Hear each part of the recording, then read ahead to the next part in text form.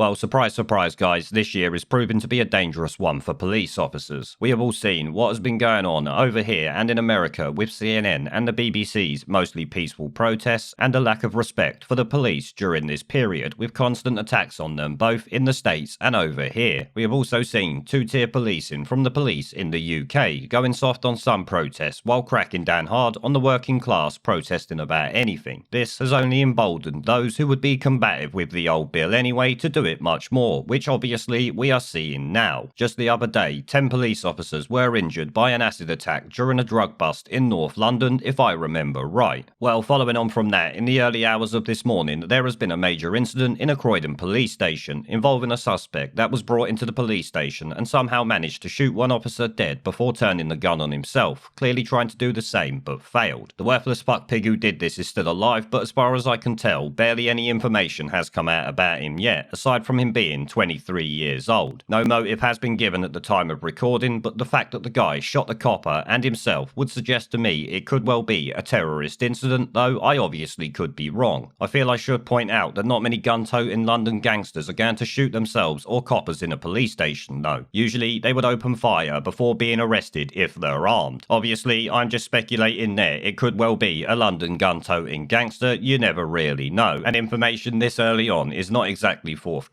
Of course, questions do need to be asked about why this guy was not searched before he got into the police station, though that might not have really changed the outcome here. But we all know the snivelling shitweasel Sadiq Khan has pushed for the police not to search people, so it is possible that that is a factor. The Met appeared to suggest as much also, which we will take a look at now in this BBC News article. It headlines Croydon shooting, officer dead at police station, which is not something you hear every day. The officer was shot by a man who was being detained at the custody centre in Windmill Lane. It is believed the suspect was taken to the station where he was searched before producing a weapon and firing at an officer and himself. The officer was treated at the scene by paramedics after the incident at 2:15 AM this morning. He later died in hospital of gunshot wounds, which is obviously what really matters in this situation. This officer has lost his life. His family is going to be devastated. My thoughts go out to them at this point. We might disagree with the police's two-tiering when it comes to protesting, but I still don't wish that any of them are shot by some fucking scumbag. A 23-year-old fuckpig was detained by officers at the scene. He was also taken to hospital with a gunshot wound and remains in a critical condition. Which, if you ask me, he's fucking lucky the police even bothered to help him. No police firearms were discharged during the incident. The Met Police said the officer's family are being supported by specialist officers. And I expect some of the police officers in that station might well need it as well, since they have just seen their friend and colleague be killed by some fucking dirty cunt. Asked about how someone could enter the building while armed, former Detective Chief Inspector Chris Phillips said, "I think police officers are less likely to search people now with all the furore that goes on. When people get arrested, there is a general view that they should be searched before being transported to the police station, but that doesn't always happen,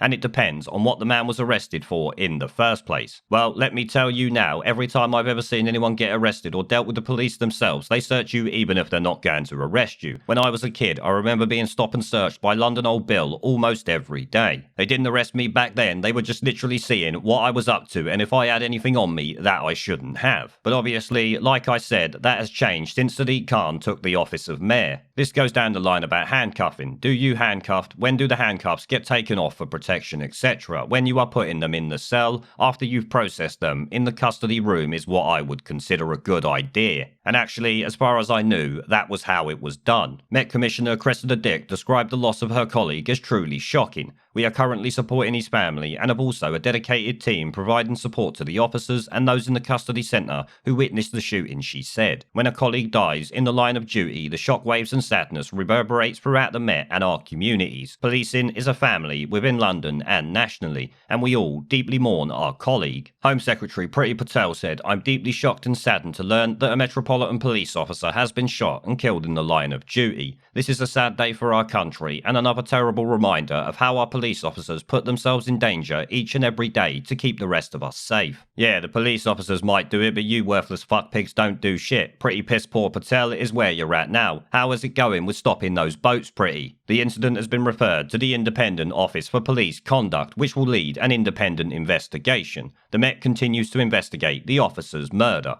So that there was the entire BBC article. Like I said, there is not much information out on it at the moment. I will have another quick check now to see if there's anything new coming out. And yep, lo and behold, as I was looking, we have some absolute fucking stupidity coming here from someone called Reverend Catherine Tucker. It is actually on the BBC's website on a different article about the same subject where she appears to take the perpetrator's side. It says, Reverend Catherine Tucker, who was at the centre earlier, said the action taken against the police is really unacceptable, but I also feel sorry for the perpetrator. Sadly, I am not surprised there has been a shooting in Croydon. There are tensions between the police and young people, particularly in relation to stop and search and the way the police relate to the community. Which I have to say is fucking incredible. What is this cunt actually talking about? You feel sorry for someone that's just shot a police officer dead in cold blood? You muggy fucking cunt. That is just fucking unbelievable. Like, in what way can you try and say you feel sorry for the perpetrator because there might be some tension about stop and fucking search? Are you actually having a laugh? A man lays dead because this cunt shot him in cold blood and you want to sit there feeling sorry for him? Oh my fucking god.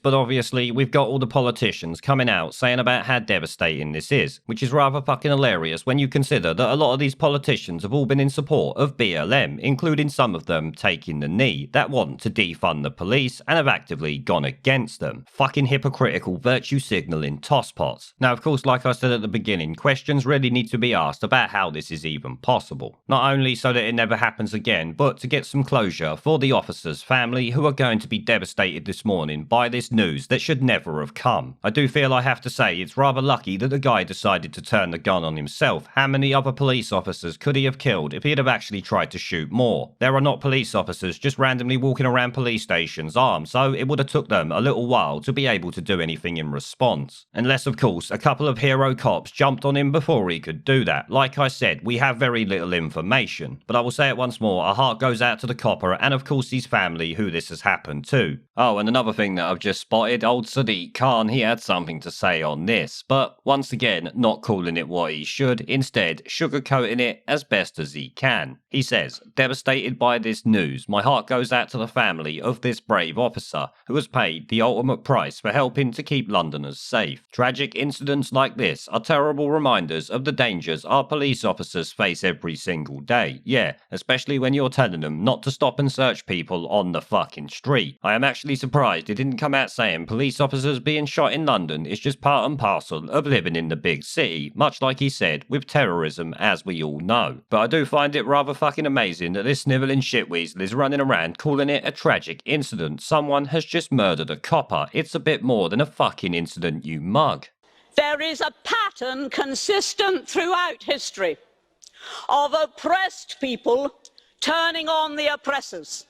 Slaves against their owners, the peasantry against the feudal barons, colonies, Mr. Verhofstadt, against their empires. And that is why Britain is leaving. And it doesn't matter which language you use, we are going and we are glad to be going. We're off.